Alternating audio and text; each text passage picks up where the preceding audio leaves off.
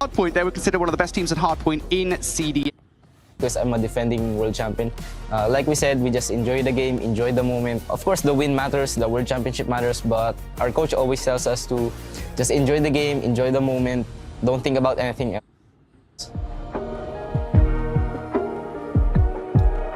Back to the grand finals, we said that nothing really matters now. I know we're secured, but we want the throne back. We wanted it more than them. Then we defeated them with a score of 4-1. Back, it's going to be a B execution here. FPX gets the first blood.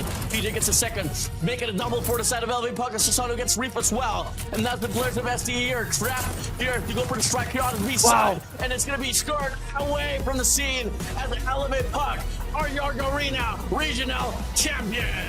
I'm looking to get my second world championship trophy. If you want the throne that badly, you have to go through us first.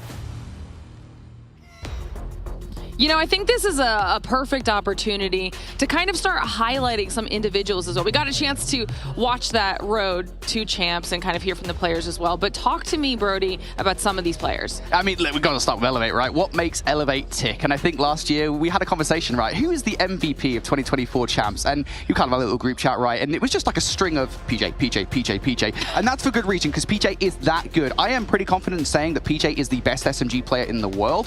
He's phenomenal. And I think, you know, he also has a great supporting cast behind him. Yoppy and Chloe, that SMG backline, or I should say frontline really, for this Elevate team are pivotal to Hardpoint success. It's the reason that they're such a fast-paced and really aggressive roster to deal with. It's very, very difficult to stop them when they are at full speed. It's just, you know, when you have players coming at you, I think especially in the meta that was recently where we had the USS 9, you know, I think it's going to be VMPs for this event. Like, you have players like that. They are so incredibly difficult to deal with. So yeah, for me, Elevate, you've got to find a way to put down PJ and I guess Yoppy and Chloe as well, because if you don't do that, you're going to be in trouble. Easier said than done, though, right? I mean, I mean, it was unanimous. I think it just sparked a memory there for me of like just completely everyone was like, why are we even asking them this question? PJ was insane last year in Atlanta, but I think, again, though, it's a different outlook for these players on Elevate this year, though, because last year, as mentioned, we had the opportunity to see them on international stage. They knew where they sat. And I'm curious if that pressure is there in a different way this time. Okay, yes, yeah, the reigning world champions, but they knew that they had a very good opportunity to do that last year. This, I mean, they will be expecting OUG to be a significantly better team than they were when they faced up against them, obviously, in previous iterations of these North American lineups. OUG are a different beast now. Yeah, I think this is the thing about OUG as well, is, you know, we talk about Elevate having godlike players on their roster. OUG, they've got them in spades, man, and they've got them for different regions as well. I want to give a lot of love to Tectonic before we even start talking about kind of the Slay power that's on this roster, because Tectonic in the past has always been a player that's been very Slay heavy, right? We look at kind of past KDs for like 2023 champs, even 2022 champs, and Tech has always been up there, right? He's always been one of the highest performing players. But this year, I think he's kind of taken a step back a little bit, more of a selfless role in the roster. We go back to CDM, and Tech is kind of widely regarded as one of the players that is going to be most OBJ focused. He's an extremely selfless player. He will just constantly get in towards the point, be it on control or hard point. He doesn't care. He just wants to make sure the objective is being secured by OUG, and that has, I think, really boosted this roster up. But if we want to talk about slaying power ton, Raph is the guy. This guy, he's high energy. He's the only player to have ever dropped a nuke in CDM, which is an insane achievement. He is just that good. Raph is the guy for me. If you're looking for a slaying power, just incredible. I mean, for me, I'm interested to see how Raf's going to do, because we actually got the cast over Raf back in January at a little event, and he was struggling up against Bobby Plays. So I need him to lock in. You will not let him live this down. Never, never, never. I need him to lock in. It's a little bit of a more of a tougher competition on the other side of this. All right, well, we're talking about OUG, so let's do a quick video with OUG, because we got to take a chance to chat with them, talk about their preferred loadouts, and I'm interested to see what they said. What's up, guys? Ayo Raf. So we're currently going to be going through a pro player's loadout. I am personally a sub and heavy player, so I'm a machine gun and shotgun player. But my personal favorite in this meta is probably going to be the VMP. The USS is a great gun, but the VMP takes that throne for #1 spot, honestly. So I'll be showing you guys my personal and everybody's loadouts in the pro player. All right, bandit adjustable, heavy barrel, great attachment to use. Gotta go with the rapid fire, it's crucial. And this one's honestly where a lot of pro players differentiate. I personally like the integrated grip set, but other players do like the Phoenix grip set. It just comes down to how you like to play as a player person. I'd probably go for the integrated grip set though. And then for secondaries, honestly, melees are the best. I feel like pistols are overrated. You know, you got to go with the gloves, boxing gloves, prize fighters, Mike Tyson, you know what I mean? It's really, really good stuff to use. Down to the operator. I personally am a fan favorite of the equalizers. It's really, really fun, just run and gun, Rambo style, really, really great. The 3 perks, gotta go lightweight, you gotta go gun-ho. Toughness is honestly really, really good too, but I believe personally gun-ho would be the best one to go for. The third option for the blue perks, you gotta go with Dead Silence. It's a crucial must-have. Now, obviously in pro players, you know, you gotta use these 3 score streaks. You gotta go EMP, Predator Missile, and Hunter Killer Drone, because obviously everything else is banned. But yeah, honestly, that looks like a great loadout. You know, got the frag grenade. Actually, I'm one of the individual. I'll put you on a secret. I personally like sticky grenades. I think they're low-key, very underrated. Besides that, this is my loadout. All right, Brody. You agree with those?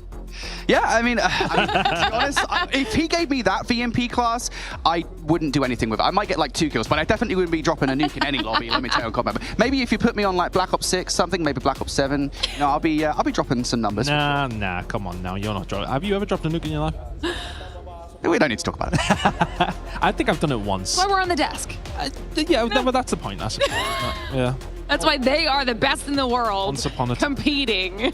All I know is that last year, Tan and I played COD Mobile against each other, and I whooped him. He was Honestly, gone. I was really hoping we might run that back this year. Listen, we will. I was playing with the referees. These guys didn't know how to shoot. Bro. I'm I sure, don't know. I'm sure. Like, Excuses. I was top of the leaderboard. That's all I'm saying. I was being weighed down, as I often am. Wow, well, we're going to have to see if we can maybe get a little bit of a rematch between these two so we can settle an old grudge while we wait for our players to get themselves ready to go here for match number 1 on Stream A. And everyone in chat, thank you so much for hanging with us while we get this sorted. We are very close to being ready to do exactly that. Don't forget, we do have streams B, C, and D running as well, so perfect opportunity to check in with those, see how the series are going right out of the gate, and keep track of those other squads. That way you can kind of keep up to date on the other series as we prepare for our series here on Stream A. It is really nice to be here in person with all of the players. I can't get over just how close we are to We're really close, and that's kind of what I like. You know, we're really going to get a sense of the atmosphere when this game gets going. And they're really close to each other. You know, that realistically, they'll be able to look over, give each other a little bit of stick, which is what I like to be. Yes. You know what? I'm all for that. I'm all for it. They're just like, give me the monumental trash talk as much as possible. We live and breathe it. So I think, you know, it's nice to have that. It is an intense atmosphere in that sense. For these teams, though, I mean, look, they've been in this situation multiple different times as well. So they're used to it, but this is the kind of thing we do like. Yeah, definitely. I mean, the thing is, right, if OUG wins this match, right, we're getting ahead of ourselves here a little bit, right, but if OUG wins this match, let me tell you, there's going to be a lot of smack talk, right? I mean, just absolutely. The amount of weight that this match holds, again, just to be clear, when we got this on the schedule, my eyes lit up. I was just like, I could not believe that this was the match that we were opening up champs with. It is just so important. And obviously, the way the format works, right, you know, these guys, whoever loses this matchup, they'll get a second chance. There is a lower bracket here in the GSL group, but still, you know, it holds so much weight. I'd be shocked if it isn't these two teams to come out of this group. I think Exclusive are definitely going to have a little bit of shout in that. I actually feel bad for Exclusive in a certain sense of being in this group. I think if you put them in probably any of the other groups, they'd have had a better chance. But I think realistically, we are expecting both of these teams to make it out. But I think this is a real litmus test for us on a couple of different things. Again, we've mentioned it multiple times, we haven't seen Elevate on an international stage this year. And for OUG, they came in and did so well in CDM, but for them, have they had enough time to get themselves back up to speed? They've been saying that they have been practicing, they were ready to take the spot if needs be, and they say they're ready. Let's see if they are. Yeah, I think the thing is for me, right, you talk about that exclusive conversation here, right, it's just like, I don't want to count them out in this group. No, like, I don't feel want to like count them out, but it's going to be tough. Yeah, no, 100% it's going to be tough. I think it's going to be tough no matter what, the way the kind of the seeding works, right? The European #1 seed is always kind of get the wrong end of the stick, as it were, right? But I do feel like Exclusive do have a real chance this year. I feel like what we've heard out of Europe is that Exclusive are way better than anybody expected them to be. I know Scrimbucks and what have you can only take so much, take it with a grain of salt, what have you. But still, I mean, it does feel like Exclusive have been making waves here. They're making a lot of noise, and I'm not going to say they could beat the reigning world champions, but still, it does feel like they've got a chance. Yeah, we've got a lot to still discuss here, but we need just a few more minutes to get our players ready to go to dive into the first matchup of the day. So we're going to send it to a short break, give you all at home a little bit more time to prepare yourselves for the action that's coming your way. So don't go anywhere. We'll be right back.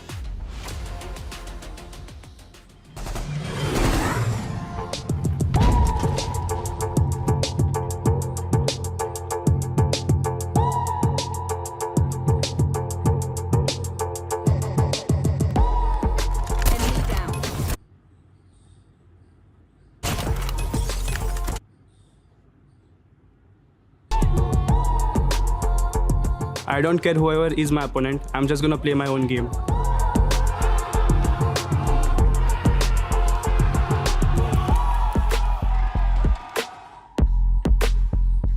If you want the throne that badly, you have to go through us first. So to our teams in our group, be ready. We are here.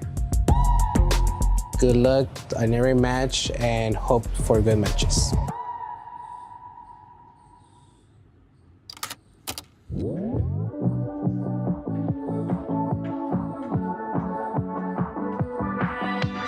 Not about the money, not the time. Heavy is the price you pay. You know you had it coming all your life. Everybody knows your name. Taking it one step at a time. I might be wrong, but don't think. You know you had it coming. Gonna lose.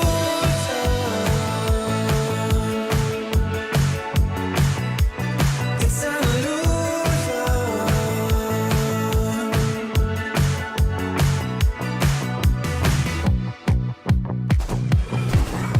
It's not about the money, not the time. Heavy is the price you pay. You know you had it coming all your life. Everybody knows your name. Taking it one step at a time. I might be wrong, but don't think twice. It's an illusion.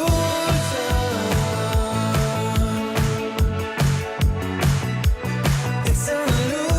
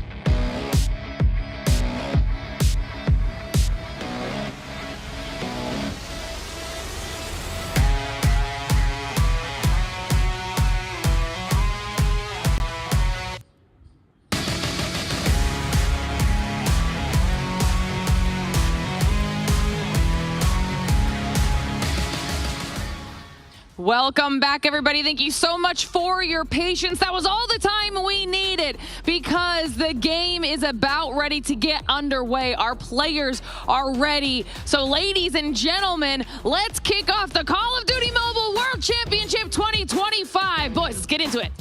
And it's a hard-point hacienda to kick things off. Would we have it any other way, Brody? On a classic between two of the Titans who are here at this tournament, the defending champions going up against an upstart North American team out of the CDM.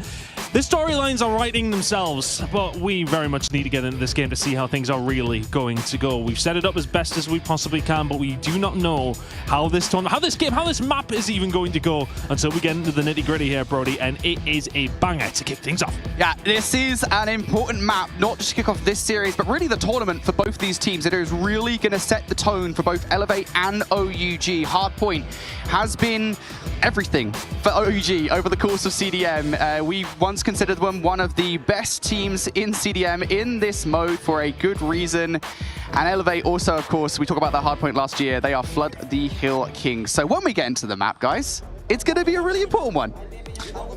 Well, I think the players are actually playing. I'm not going to lie. I can kind of hear them going at, so it must be on our side of things. Unfortunately, we can't get in. But yeah, we'll get things rolling in just a second. The players are underway. We'll keep you up to date with how things are going. But we set it up, we got excited. We're going to get a chance to set it up and get excited once again, to be honest with you, and see how things are going to go. Yeah, we can see already. We are going to be restarting this one, hopefully. But I think, you know, we've laid the line down for both these two squads now, and it's up to them to perform. Players getting the information that we're restarting this one, I think. Sorry, guys. We're all right. Everyone seems positive. We go again. It's fun, mate. You know, honestly, I would want to watch this map over and over again, to be honest with you. We just restart it as we get to like 250, 248 or something like that. It's like, yeah, we'll just go again, guys. It's a really good map. Yeah, Hacienda Hardpoint, I think, is going to be a really interesting one, I think, between these two teams. Obviously, I already mentioned the fact that this is a really important map for OUG, I think, going back to CDM. We often talked about Apocalypse being one of their stronger maps, Combine as well. But Hacienda, again, apart from the one loss that they had versus Godlike, was a huge map for them in CDM. So I think they'll be really happy with getting it through as the first map of their 2025 champs. But we also cannot talk about this map without talking about Elevate in their own region. And you kind of have to take it with a pinch of salt, because really the only teams that gave them any kind of stress in their own region were Stalwart and Team Star Magic. You know, they are so damn good at this map. So really for me, I think the question is going to be how much of OUG put into the VOD for Elevate, right? Because we know what Elevate are like in Hardpoint. We know that their whole idea is just flood the hill, stick as many players in the hill as you can possibly get. For OUG, how do you counter that? You know, I feel like your rotations have to be on point. You have to be making sure that Elevate don't even get anywhere near the Hardpoint. Easier said than done, though, right? Easier said than done. It's going to be an interesting one. It's a nice map for both these two teams to kick off on, right? I think a lot of them kind of went comfort here. We thought that Apocalypse would be the case for both these two teams, but I mean, you've got a 5-1 record here for the side of OUG. As you mentioned, they only lost to Godlike in what was a ridiculous game. That's a nice comfort one for them to start on, right? You've got to be feeling to that level of, okay, we've only had, I mean, we say they've only had a couple of weeks, but realistically speaking, like, you know, they've been playing. They know what they're doing still. They don't just lose that. Yeah, and I think the interesting thing for me, at the very least, as well, you know, it's kind of a conversation point about what do OUG focus on if they only have 2 weeks, right? Because you go back to CDM and OUG, their hardpoint and takeoff control, was very good. Like, there's no real reason to go too heavy on those things. I feel like S&D needed to be kind of their focus point. Yeah. If that's the thing that things are going to be fundamentally different, well, that's the thing you need to get down, because you can't really go into any series here in Champs thinking, well, we're just going to win 1, 3, and 4. You can't really do that. You have to make sure you're good at search and destroy. So it feels like if you're going to have 2 weeks, that's where the prep is going to be. But versus Elevate, you also kind of need to put as much effort as possible in towards Hardpoint. It's a weird conundrum, I think, to have if you're OUG, to have, I want to say that little practice time, because 2 weeks is a lot of time, but still to be kind of immediately kind of restarting again after months of practice with CDM and just really having to make decisions on what you want to focus on. I think as well with that control that you mentioned as well. I mean, obviously we've seen their record on takeoff actually sitting at 10-2. That's why that's obviously taken out of the equation pretty much straight away. Crossfire coming in though, both these two teams have not played a great deal of it. It wasn't necessarily one of the bads, but I know obviously it's a little bit different in both these regions as to how vetoes, picks, etc. work.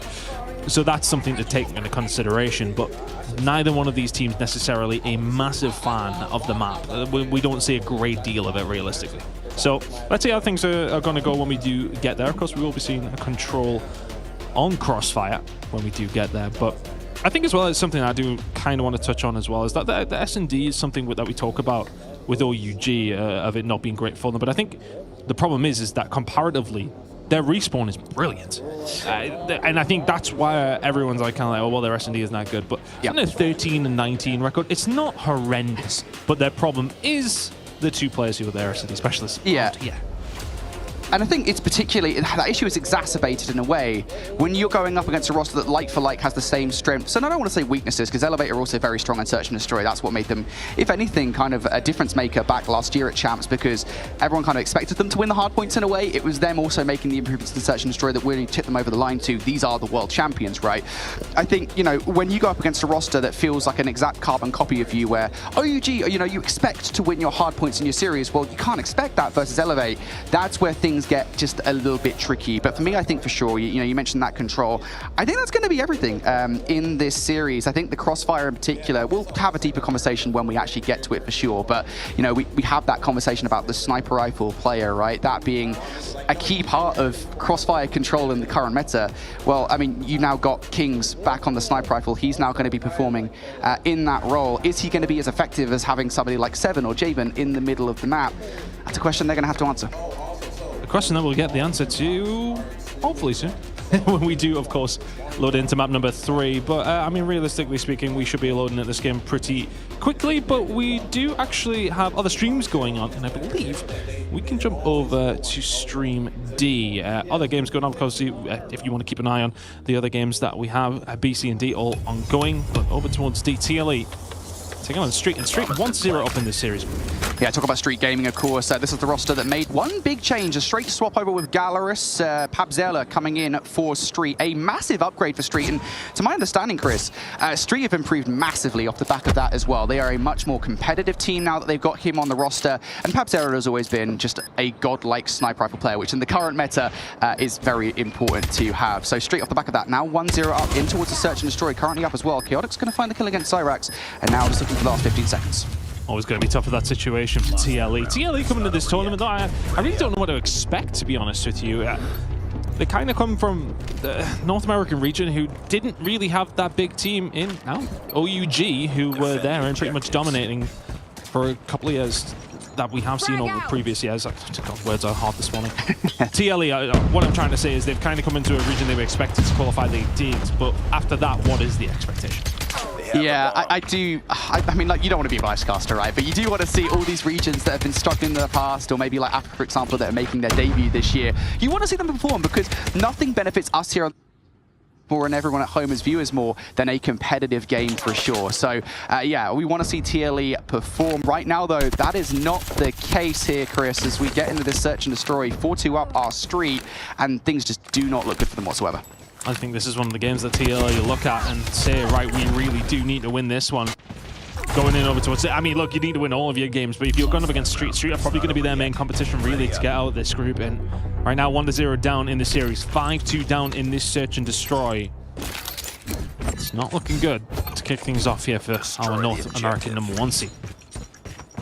Frag out.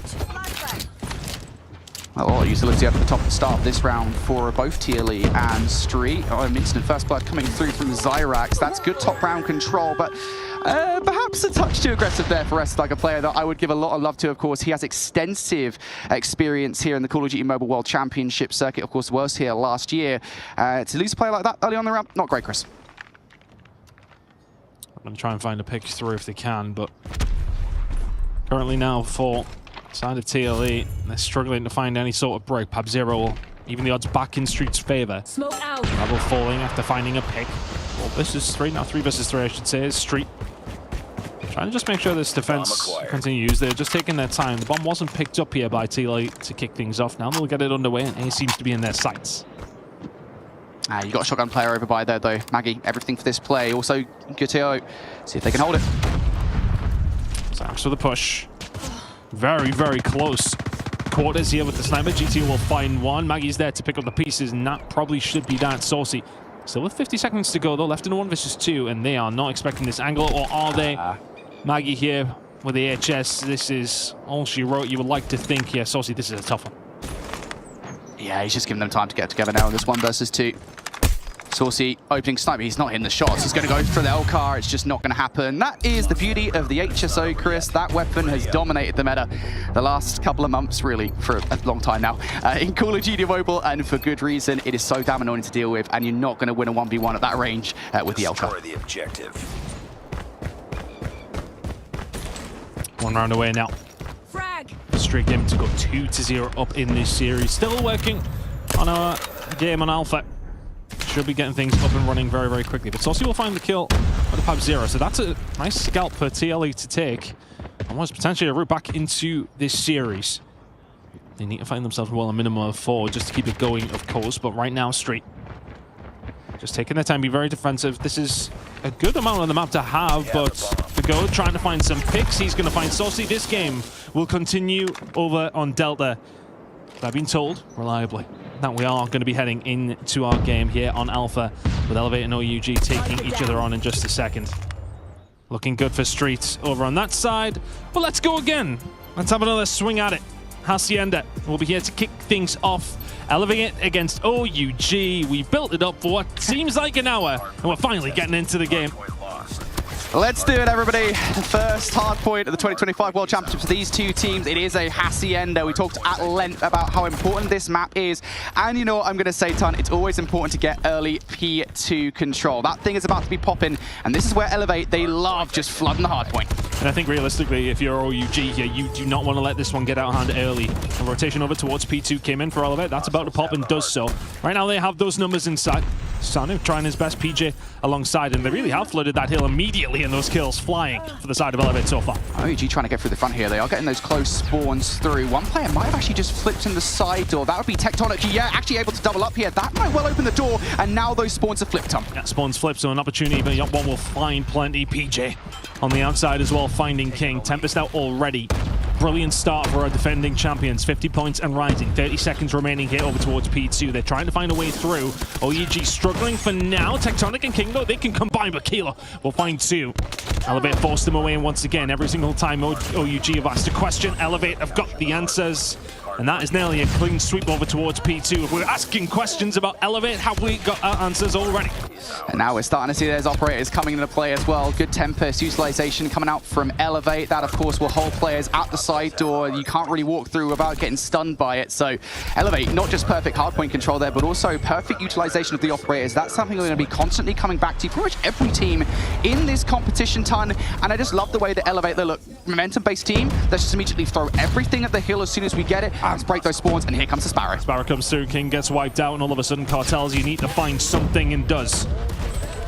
Keeps himself alive only momentarily as King will try to find something to find their way back in, but OUG are being put to the sword right here. They need something to just help them along, but PJ with the flank, he will find two. It is brute force. Shock and all from Elevate so far. OUG just need to find somebody pushing out the fence's side right now. They're not able to do so. Every single time they look to do it, well, they immediately get shut down. Perhaps Solo with the Death Machine is the best chance that they've got. Kendi, I believe, should still be in the play. No, he actually doesn't have the War Machine anymore, but regardless, yeah, this is what you wanted to see. A play like that from Solo, perhaps just a little bit earlier. You are going to flip the spawns out in doing so, but it gives you some breathing space, and that's what OUG needed. This feels like, I know it's only 15 seconds of time, but the first bit of time they've actually gotten. Yeah, it's influential, isn't it? You realistically, you're heading over towards P3. You're down that much. Just to find anything, even just them seeing them in the kill feed a little bit more, and well, at the right time as we rotate over towards P4, that's going to give them a little bit more confidence heading into this. They are 40 points behind, but as we head over towards the Rock Hill, Strick's starting to come in. Raph will find Kilo, and all of a sudden it does open up, but a bit of a 50-50 now as the pressure coming in from Susano over towards the opposite side. Important kills though coming in from OUG. They've got control. Yeah, good little bit of distraction play coming out there from player number 4. But that was Solo, who does end up going down. Opens the door momentarily now. It's going to be Cartels here with the Tempest. This thing, not as effective here on this hard point, but it could still do some damage here for OUG. Elevate, though, they're knocking at the door. Find a way through. Still momentarily contested, though, from the other side of the wall, but PJ will be there to continuously just find these awkward little kills that he's so good at finding. But Cartels and Co, they've done well with their operators, and not just that, the VMP is out and singing for OUG now. 20 seconds to go over towards P4. Elevate trying to find a way through. But what was after a really good P2 hold from Elevate, not a great deal to write home about over the other 3 hills. Yeah, I want to say OUG have stabilized somewhat, right? We talk about kind of what was going on over by P3. Elevate looked like they were giving them some serious hassle. They utilized a lot of their operators and their streets in towards that hard point. OUG holding on with the back 15 seconds. They look like they've had a better look. Oh my God, Solo doing things like that. OUG back in the conversation now. Something I want to talk about though, P2 set up for OUG. If they can get that thing going here on this second set here, Ton, that's going to be huge for them because it's very difficult to break OUG on P2 when they've got that setup down. Slowly gone into their stride, but as we head into the second rotation, it's about a 20-point game between these two Titans. I mean, both of these names have been uttered in conversations to go on to win this weekend. If Tectonic shooting like that, OUG have got a chance. The Odin is out, and the objective player from OUG is helping them along the way. 10-second game now. P1 time going over towards the side of OUG momentarily. Elevator found a break back through, but in 25 seconds, we'll be moving over towards P2. The spawns are always influential. Yeah, we're really starting to look about it. You can see player number 5 in the middle. That's Raph trying to influence those spawns. Player number 1, Tectonic, will spawn right in with him. So OUG on the better side of the map for a moment. Clo and Yoppy trying to make their way through. They will obtain that scrap time. And here is that setup that I was talking about, Ton. OUG like to have a player inside the lobby to make sure that those fence spawns do not come through for Elevate. So Elevate might be forced to funnel in through the front of this hard point, but it's Elevate. I'm not sure you want it, but nobody's blocking the back spawns, and all of a sudden, Yoppy's gonna spawn in. They spawn in, but they manage to find the kills. OUG again away with this one. The fence spawn comes through, and they do manage to get the cut. Big kills. Whatever, there you go, Solo locking it down. Do they want them to spawn there? I'm not too sure, but they're dealing with it right now.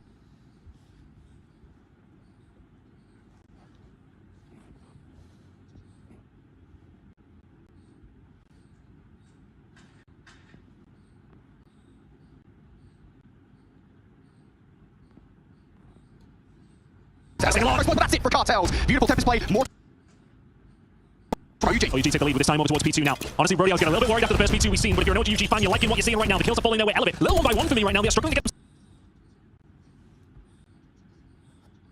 all of this time. 20 seconds going over towards the side of Elevate. Yeah, 15 seconds.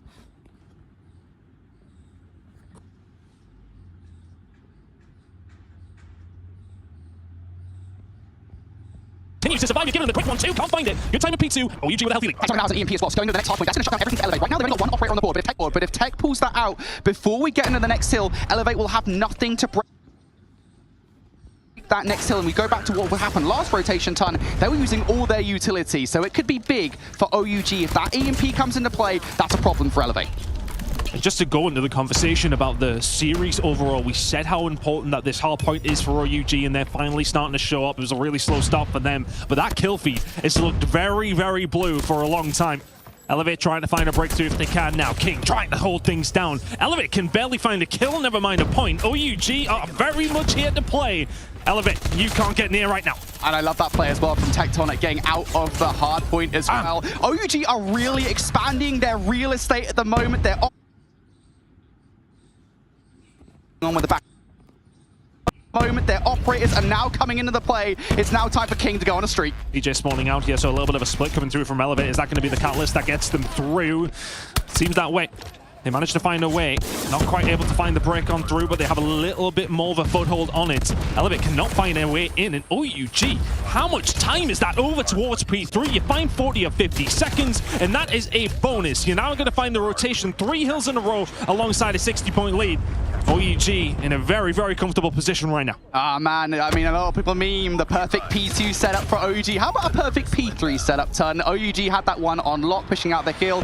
Perfect operators coming out, and now all of the utilities starting to fall in favor of OUG. Cartels on point with the Tempest, always on fire, just constantly getting value out of this thing, and now he's going to be a nuisance through the window as well. Elevate, man, they are being suffocated at the moment. And this is not a team we see that it happens to very often. OUG really have arrived and champs very, very early. And it was such a litmus test of a game, and it will be a litmus test of a series, but right now, they are passing that test. Raph doing what he can from up top in the office window, but once again, OUG dominant. I mean, Elevate had 80 points by the time we finished P2. We are now round to the second P4. They barely had a sniff since. And now it's Raph on another spree of his own. That was one EMP for Tectonic. Now Raph has an EMP as well. Those are the players, remember we talked about it before we got into the game, that you want to focus on for this one. And again, I gotta say, OUG just look like they've been a lot better now of the last couple of hills, and it really feels like that's made the difference of pushing out of the hard point, making sure they do that with their operators as well. We saw that from Cartels and Tech. Just stuff like that for OUG has made a world of difference to their hard point control. Elevate, they've got to get back in this game. I mean, if there's any team that could potentially do it, it's a good P2 over towards Elevate. That really does put a spin back onto this game. OUG, no, they cannot stop leaning forward in this. They need to make sure they are bringing the 8 game, and they still are with King finding 4 with the Sparrow. They are blowing Elevate wide open right now. King starting to dominate, 35 seconds remaining on P1. OUG only need 20. Third EMP of the game for OUG. This time it is Kings that's getting it done. OUG just 15 seconds away from victory. Elevate, they look out of depth. OUG, they weren't even supposed to be here. Their first test was the current world champions. They are 5 seconds away from putting map number 1 to bed in a convincing fashion. They arrived late, not much practice. They are 3 seconds away, and OUG will smoke Elevate in map number 1.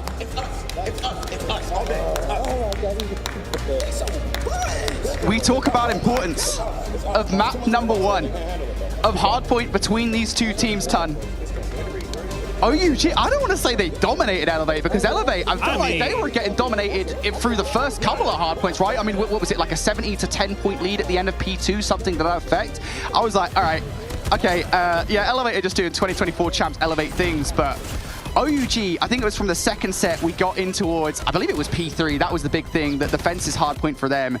Just managing to chain that hill and then in towards the rock hard point P4, back to back with perfect operators, perfect hill control. You just know the communication for OUG was on point during those couple of hills, and Elevate, I don't think they're expecting that. I mean, Elevate had 85 points by the time we headed over towards P4. I was saying P2, they had a great hold at P2. Kind of went 50-50 over towards P3, and that's when we seen Elevate really start to rise, OUG really start to rise to the occasion. So let's just keep an eye on the score from Elevate on the right-hand side in yellow. Okay, so they had 85 by the end of P4. I think they maybe got another 30 or 40, maybe not even 40 throughout the rest of the game. The door was left ajar over towards that first P3, and OUG stepped right through it, locked it behind them. I just can't believe how different that OUG second half was from them, right? It really feels like they just leaned forward a little bit. They locked in, right? I mean, it's wild. I know how much EMPs can make a difference, because it really did feel like Elevate was so quiet with their operators in the second half. I have a feeling that's because they were constantly getting EMP'd. They got EMP'd not once, not twice, but thrice from Tech, Wrath, and then Kings. And I think that does just make a world of difference. Elevate so confident with their operators in the first half of that game. You just don't get them in the second half. You don't get access to them. OUG, they deny. Just an overall slaying performance from OUG, to be honest with you, but their setups were fantastic as well. We've seen it from P2 to 3 to 4, and the second rotation specifically, how often they were there first, how often they were able to clear out. But I think it kind of does snowball. Those EMPs do snowball, right? You can get that situation where you're not having to face as many operators on the other side. It makes your life easier. It makes it easier to then find another one. And as you said, we see it 3 times from OUG. Elevate really put under pressure from the get-go here. OUG come out and find map number 1. I mean, look, we're fortunate to be casting this game in the sense of that the storylines really do just write themselves. OUG were not supposed to be here. I think, you know, we were having constant discussion, especially towards the latter stages of CDM, of like, oh, it'd be great to see OUG there. And that's not any disrespect to the other CDM teams, but just the story of them going from North America and committing themselves to going to live over in China, to making sure that they can try and elevate their game. They fell at the very final hurdle after a bit of a slow start. But for them now to have that opportunity to come here, this is why so many people wanted to see OUG here, because of that map number 1 and because of that lead against Elevate. Yeah, listen, if you're a fan out there, and I say fan in air quotes, and you were saying, no, I don't want OUG at the World Champs at any point during CDM, just look at the score. Just look at what happened in game number 1 and realize how wrong you were, because OUG, I think this is exactly what we wanted to see from them, right? You know, coming out here and beating one of the best hardpoint teams in the world answers so many of our questions, and there's only so much you can take away from one map. It's one map of Call of Duty Mobile. We've still got at least 2 more in this series to go, probably more, let's be honest, with this kind of game. But still, I think it is absolutely a marker of how much effort OUG have put into the hardpoint and where Elevate are at here. They dominated on hardpoint last year, but the competition might well have caught up. Let's get into the search and destroy on Coastal then, and this is really going to answer all of our questions, ton. OUG and Search and Destroy, no Javen, no Seven, how do they get on? This is the big question mark over OUG, right? Them coming in and winning a hard point. I think it was the manner that they won map number 1 that really caught us off guard rather than anything. But them finding map number 1 was important. They had to do that because we know that their Search and Destroy, okay, well, it's not necessarily poor, but as mentioned, they don't have those specialists, those snipers that have so often been a catalyst for some of their wins. 13-19 record over the CDM season. Right now, though, they are in a 5 versus 4 favor of Elevate over on the defensive side. They will start 6 rounds. Oh, Ellie finding the pick of your Kendi. My word, that was a shot you maybe needed to hit, but gets the read. The info is there for PJ. A lot of work to do. He will get taken down. Susano is there to find another. Doesn't find the second. Oh, will shut it down. An important shot to find. 3 versus 2. Oh, Susano was the last one. Player does get 3. Go down as well. Your people trade things out. Now just down to the 1 versus 2 for Tectonic. He's already been tagged, so they know exactly where he is. And he's actually going to go straight for the chow. Tech, no way. Surely not, Tech. 1 versus 1. Can he find it on the Kendi? He does butter him up, so he will find himself running away. Kendi does the right thing. Tectonic is able to find it. But it'll be some way to start the search and destroy. If Tectonic can find this 1 versus 2, they know where each other are. I've got a bit of a read. With not much time remaining, Tectonic's not the one that needs to be able to make the move. Yeah, I was going to say, that bomb is actually currently sitting down there, so Tech actually has to go retrieve that thing and get it down on site. Kendi can just sit and hold angles with the sniper rifle. The problem with Kendi is in this situation, he saw Tectonic. He has no idea what route Tech has taken here. Tech hasn't slid, he's not sprinted away. He's made zero noise, so Tech now ready for the 1v1. Looking for it, the timing. Not quite there, but it is for Kendi. Checks it immediately after Tectonic. Zooms out, and then that is that. First round goes over towards Elevate. They would have liked it to be maybe a little cleaner than that, but the defensive side, it is strong here. Of course, on Coastal. It's a start they would have expected. Have to be careful for these straight off the rip. They'll be looking to try and find the snipe back if they can, if you're OUG. And Elevate once again set themselves up. Susano will find the first blood again. They'll find a second. Raf's going to be able to try and do the same here over towards the A side. And he can do. He backs on down. 3 versus 2, 2 versus 2. This is an absolutely manic search and destroy round. Kings wants to match it. Oh, gets tagged up. Oh, Yoppie moves forward. Surely not another one with the HSO. Kendi's going to be there to clear things up. And I will say, as much as Elevator 2 are up right now, I like the response from OUG to the sniper problem, right? I mean, I know that obviously Kings is right there. He looks like he's hitting at the moment, but still, it feels like OUG trying to set some serious pace. The problem for them, through the first couple of rounds at least, is that Susano has been stopping them. He's been a constant nuisance on the sites. We'll see if he continues to be so here towards this round. Cartels, he's going to be the first blood. It's 3 first bloods in a row, though. The side of Elevate. A little bit of a switch up through the middle of the map here. So UG will find a way through over towards B, but now it's being able to do something with this control. Elevator just getting very, very aggressive. Solo can find one, finds the second on the PJ, and the kills don't continue here for the side of OUG. Susano will find something else through the middle. You're just going to line them up like that, are you? You've got control of B, but they don't have the bomb, and that is the problem.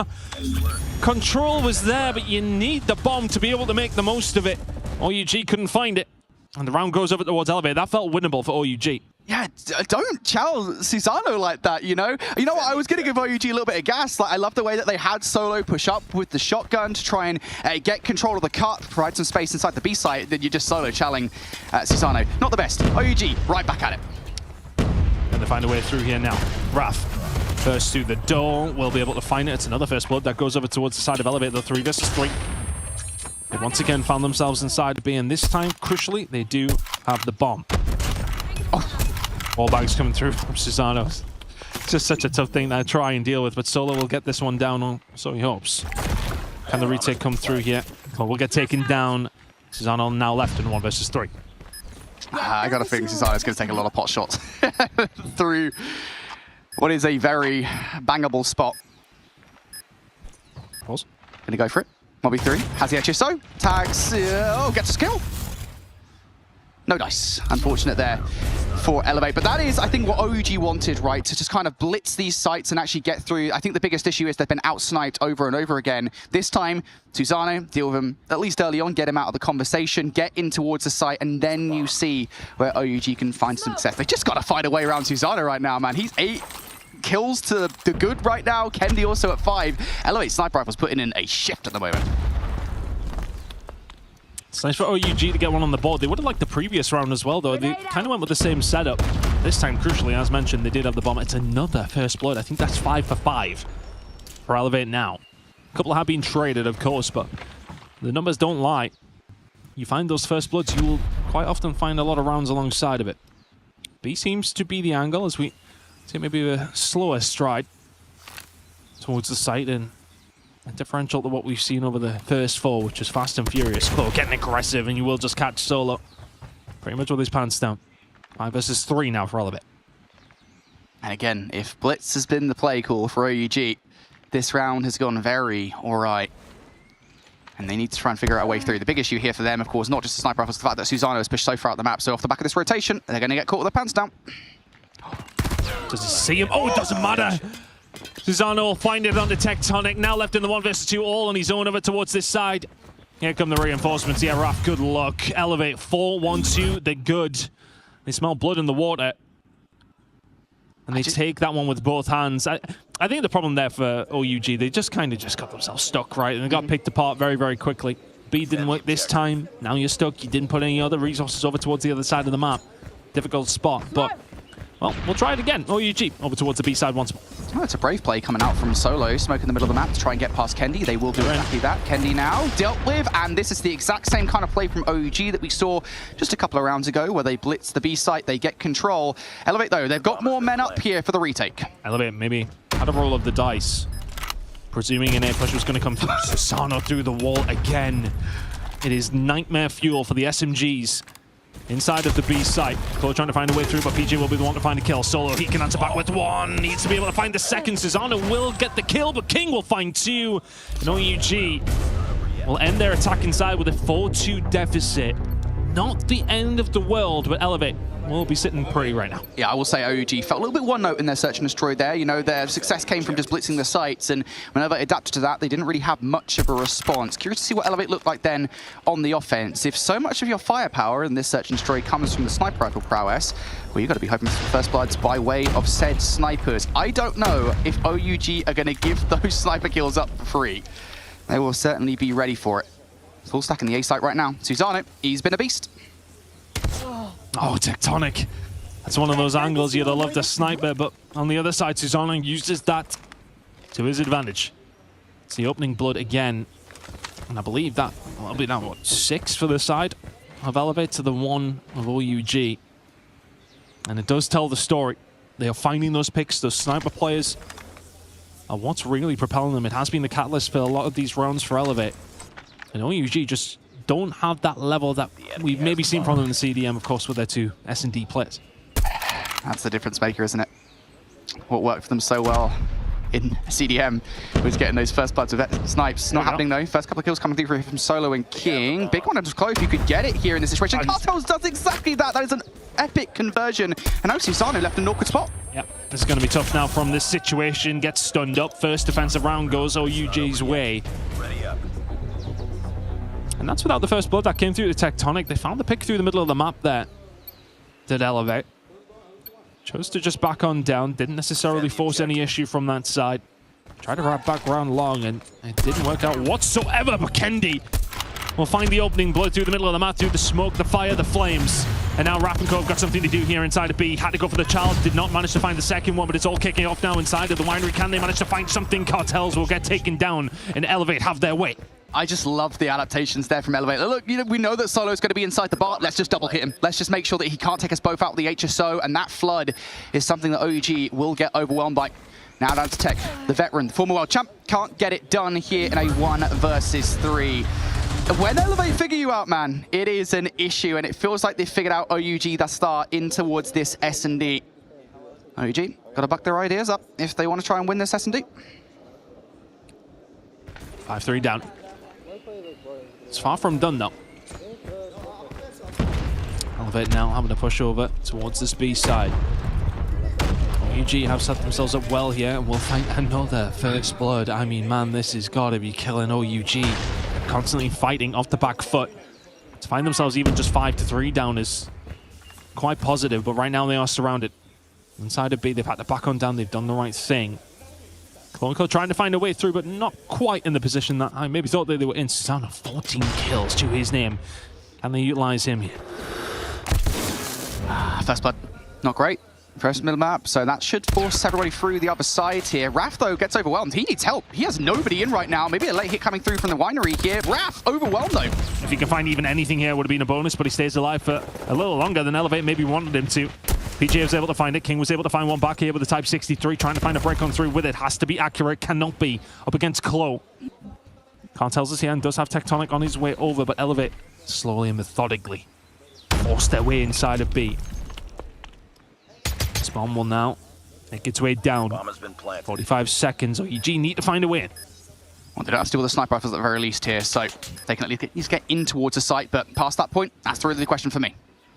Cartel's looking for the pick. Cole smelt the gap and walks straight through. Tectonic can find one, cannot find the second. The trades come through and Elevate find themselves 1 round away from tying this series up. OUG's retakes just have not been that good at the moment. That's, I think, what, back-to-back rounds effectively where Elevate have managed to get in towards the B site, and OUG haven't really had a proper response. They're not getting first blooded, but that is information early on in the round for Kendi. They now know that 3 players have made their way over towards B, so A will be a significantly weaker site to deal with. Util going out for OUG. It's information gained. That nade's going to push Susano away for the moment here. Elevate, though, now looking for the first blood. Trades over by A long here. Elevate haven't committed to either of these 2 sites. That bomb is still back in the spawn. Susano now looking. He's trying to find a way through. I mean, this is just not where you want to be if you're solo. How often has Susano just caused so much havoc in and around this area of the map? And once again, we'll find it. Solo goes for the Chal. Susano will find the kill. 3 versus 3 now as King can find Club. Elevate still not really much closer to getting on towards A. Of course, OUG still do need to kind of split the forces a little bit. Got to be ready for this one. Tech, that's a real wide swing from you, bud. 16 for Susano. Grenade's on its way over. Yep, one has to jump off. King is here to be able to try and do something about this, and they need to. Him and Raph need to fight something. It's a ridiculous shot from King. And now a 2 versus 2. Are they going to force the issue? Are they going to take their time? They're forcing the issue. They're getting aggressive. Yet one can find 2 and a second. And Elevate find map number 2. And maybe even just a canter. 7-3. The S&D goes their way. And we are all tied up. Fair play to Elevate, man. Those first bloods in that situation, we'll see the stats here in just a moment for the sniper rifle kills. But let me tell you, they were everything through those first few rounds. OUG, their entire playbook through the offensive rounds was to blitz the sites as fast as they possibly could. Again, that's the reaction that you're going to have when you don't have your most powerful sniper rifle players on side. And they just could not get past Susano and Kendi. They did so via a couple of rounds, but for the most part, it just did not work. And that's not really much of a surprise, given how good Susano and Kendi actually are.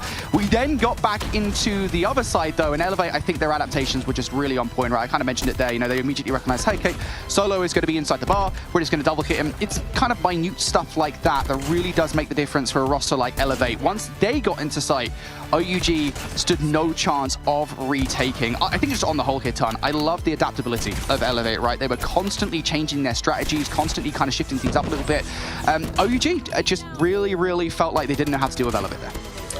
And I think it's the threat of Elevate in those snipers, though, right? I mean, we've seen what Susano was doing throughout the game. And Elevate just never felt like they had that threat to stop. Oh, sorry, OUG never had that threat to stop Elevate walking through the middle of the map, it felt like. And it was just a little easier for them to find some onus over towards B or A, whichever way they wanted to go. Susano, I think, ended on 16 or 17, 16 kills.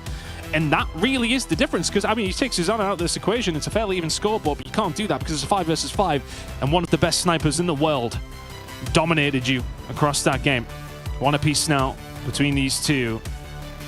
OUG. US&D was going to be a struggle, but that was pretty comfortable for Elevate in the same sense that it was comfortable for OUG in map number 1. Yeah, and again, I don't want to keep on being negative about it, because I don't think it is really even a negative thing. I think it's just an objective fact, right? OUG, so much of the way that their roster worked in CDM was so unique. Really, X-Rock were the only other team that kind of did anything similar to it, and even then, that was only towards the end of that CDM split. So I think for them now, you know, for Kings and Tectonic to really kind of pick up the slack in the marksman role, it is a very difficult thing to do in Search and Destroy for sure, but you're going up against players like Susano and Kendi, and it does just feel like they are outmatched in a certain sense. And that's, I think, a storyline really that will be kind of coming back to over and over again. I think particularly when we look over towards the Chinese teams here in the competition, right? You look towards, you know, Wolves and Q9 that are also here.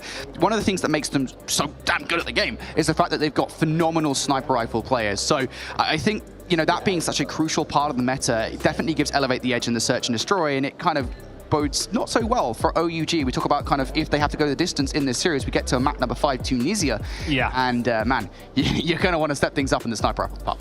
Yeah, look, we knew that this was going to be the route to victory, really, for OUG. It's going to have to be the respawns, and which is always going to be difficult up against a team like Elevate. When it comes down to Search and Destroys, that's going to be a rough one, especially when we talk realistically about their Tunisia.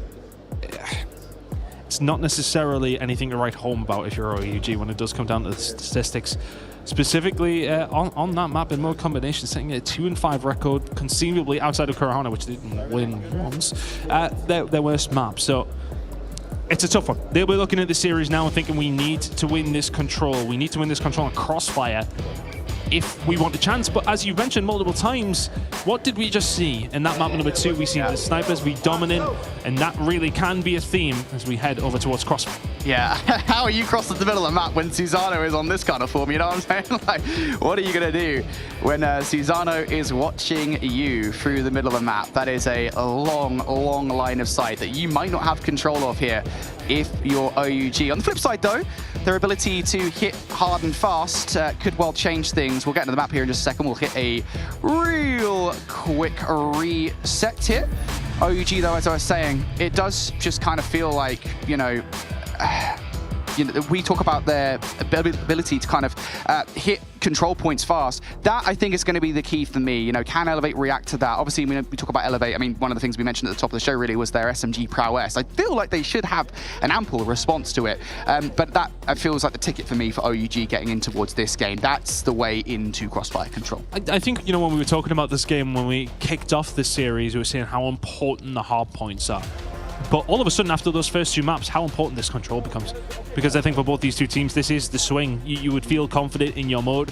Elevate will feel confident about Search and Destroy, or OUG will feel confident about Hardpoint. Right, okay, there's 2 maps. You need a third. And control is going to be that for one of these 2 teams, you would like to think. And it's a hard one to maybe decipher here. Look, I mean, the control record for the side of OUG over the season, 14-7, that's very, very solid out the gate. But it's the Crossfire that I don't want to say I worry about, but a 3-3 record. Takeoff was really their bread and butter. Sitting at 10-2, quite often had the ability to pick that map. They haven't had that opportunity now. A lot of their control really did rely on that Takeoff. Yeah, I will say Elevate, though, on the other side, you know, Crossfire Control, it was a map that they played, I believe, versus Stort back in the upper bracket final of Garena Finals, and it was a map that Elevate actually lost, I believe, and the reason for it was actually that they kind of allowed Stort all the way through towards what we call kind of bottom top X, if you will. If OUG can do that, if they can kind of trap Elevate in towards their back spawn area, perhaps over towards B, they'll be fine and dandy, but again, it's just dealing with Susano. That's going to be the problem.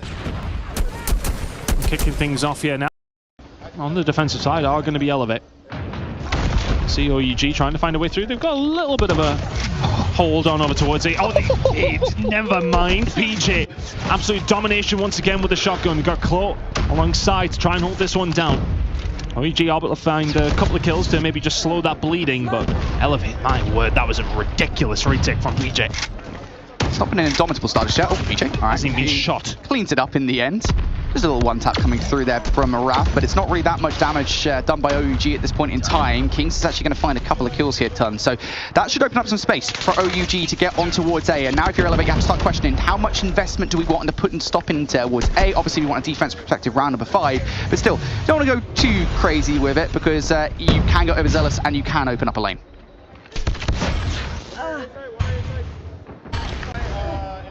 Susano and PJ doing well so far. Hello. I think if you're OUG, you would like to get something going over towards A, but I mean, this is the Champs MVP from last year in full flow.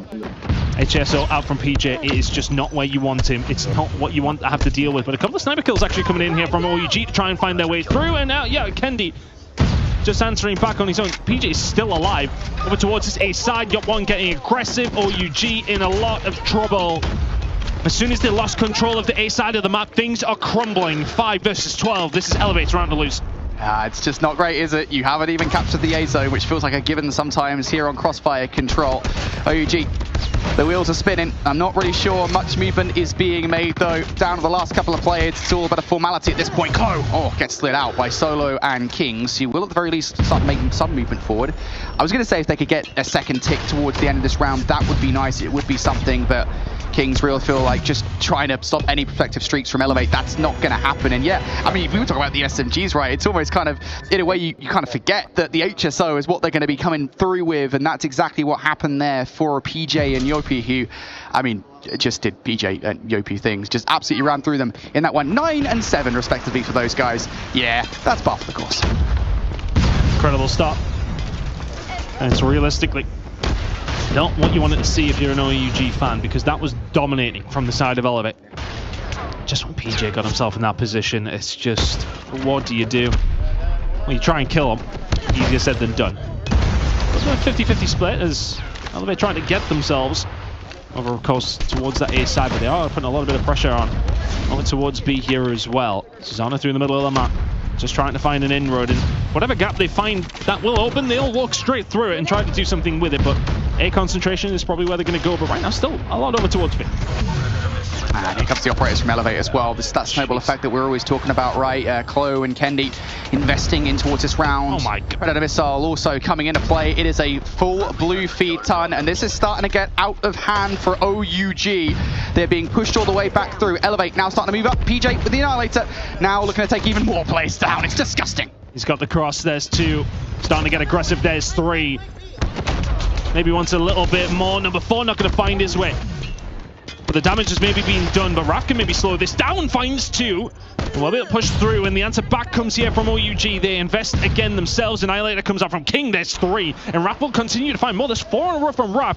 And all of a sudden, what was looking like a wonderful round for Elevate, OUG have blown it wide open. Wow, this is incredible. Only 10 seconds on the clock here as well. So Elevate, they've kind of got to go here. And now they're being pushed all the way back towards Pawn. King will, at the very least, get stunned up. Solo now moving forward here with the Death Machine. And, well, OUG, they look like they've won this round now. I don't think you're getting through with 2 seconds to go. Wow, what a flip of the round there for OUG. And I'll tell you what, we were talking about Elevate, right, with all that investment of the operators. I think they focus just a little bit too much on slaying out as opposed to actually jumping on the point. This is something we talk about a lot with OUG, being kind of an objective-based team. Sometimes you can forget when you're on a roll. We can jump on the objective and actually get some map control. I think as soon as 3 kills came there from OUG, then they used the ops, and they did exactly that. A minute or so that we've seen for that control from the side of Elevate. I was worried for OUG, but a big moment actually from Raph, if anything. He found 3 or 4 all on his own. No operator needed to get himself in that position, and now they're trying to use the remaining operators they had to get something going over towards A. Seems to be working out this time. Plenty of players finding as much as they can. And one momentarily out of the game, now back up and running, but Raph and Co running amok here. A progression has been made. 2 ticks over towards that side, a tick over towards B. They're working on a couple of different fronts, but Kenny's just